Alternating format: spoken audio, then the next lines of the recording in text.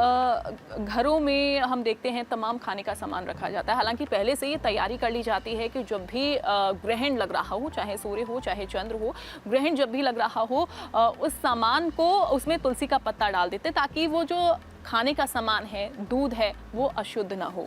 ऐसा होता है पंडित जी? और क्या इसका असर होता है, मतलब क्या खाना अशुद्ध हो जाता है? देखो, बिल्कुल होता है, क्योंकि जब भी आप देखेंगे कि जब सूर्य या चंद्रमा, जिसे सूर्य को कहा जाता है, आपके शरीर के अंदर जो पित्त प्रकृति है जो आपके भोजन को पचाती है, उसका जो पूरा प्रभाव है उस सूर्य के अंतर्गत है। इसी प्रकार चंद्रमा का प्रभाव हमारे घर में, जो हमारे शरीर में भोजन पचाने की जो शक्ति है उसको प्रदान करने वाला है, जो भोजन इत्यादि बनाते हैं उसको प्रदान करने वाला है।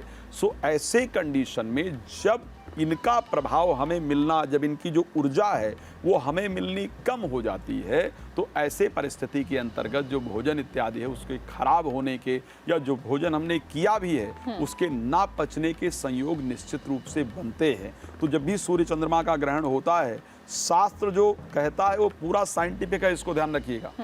ग्रहण पर गर्ग संहिता में बड़ा स्पष्ट वर्णन है, ये कहा गया है 2 ग्रहण साथ में पड़े, गर्ग संहिता कहता है तो अधिकतम भूकंप आएंगे। और ये बाकायदा सोवियत संघ ने और तमिलनाडु में एक मेडिकल में बाकायदा इस पर रिसर्च किया गया इन सब चीजों पर, ऐसे नहीं है।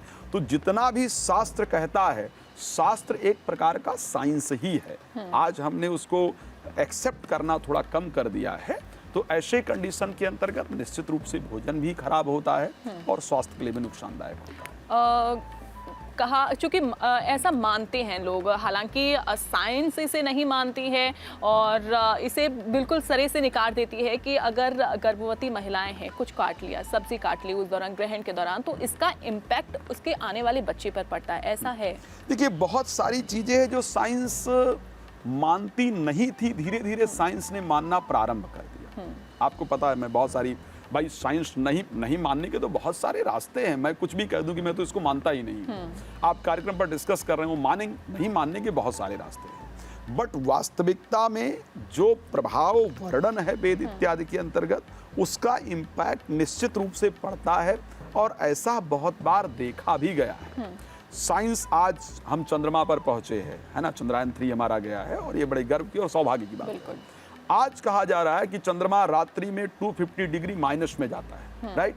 जबकि आप अगर एस्ट्रोलॉजिकल पढ़ेंगे, ज्योतिष पढ़ेंगे, तो आज से बहुत वर्ष पहले ज्योतिष ने सबसे ठंडा प्लैनेट चंद्रमा को माना है और उसको इतना माइनस बताया गया है। अभी कुछ दिन पहले फरवरी में एक घटना हुई थी जहां पर चंद्रमा, बृहस्पति और शुक्र एक सीध में आ गए थे। आज आपने देखा टीवी पर उसको बड़ी उससे दिखाया गया था। लेकिन अगर देखा जाए तो जो पंचांग आज से 100 वर्ष पहले छपे हैं, 50 वर्ष पहले छपे हैं, उसमें बाकायदा मेंशन है कि ये डे ऐसा होगा जिस दिन तीनों प्लैनेट एक साथ आएंगे। सो नहीं एक्सेप्ट करने के लिए तो हमारे पास बहुत सारे ऑप्शन हैं, बट सच्चाई ये है कि ज्योतिष या वेद साइंस से अलग नहीं है। ये जो ऋषि मुनि थे, ये पहले बाकायदा साइंटिस्ट ही थे। आपको पता होगा, आज आप रिसर्च कर रहे हो कि तुलसी इम्यूनिटी बूस्टर है, राइट? हमारे ऋषियों ने कब कह दिया था कि भाई तुलसी खाने में डाल करके खाओ, प्रातः चरणामृत लो, उसमें तुलसी डाल करके पियो। आज आपको ऑक्सीजन भगवान लग रहा है। 2021 में कोविड के टाइम पर ऑक्सीजन देने वाला भगवान से कम नहीं था। तो पीपल को हम भगवान मानते हैं, गलत क्या है? पीपल दिन रात हमको ऑक्सीजन देता है या नहीं देता है?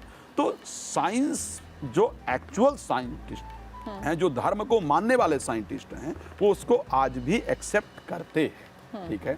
हाँ, जो नहीं मानते तो मना करने के लिए तो बहुत सारी चीजें आप करते रहिए।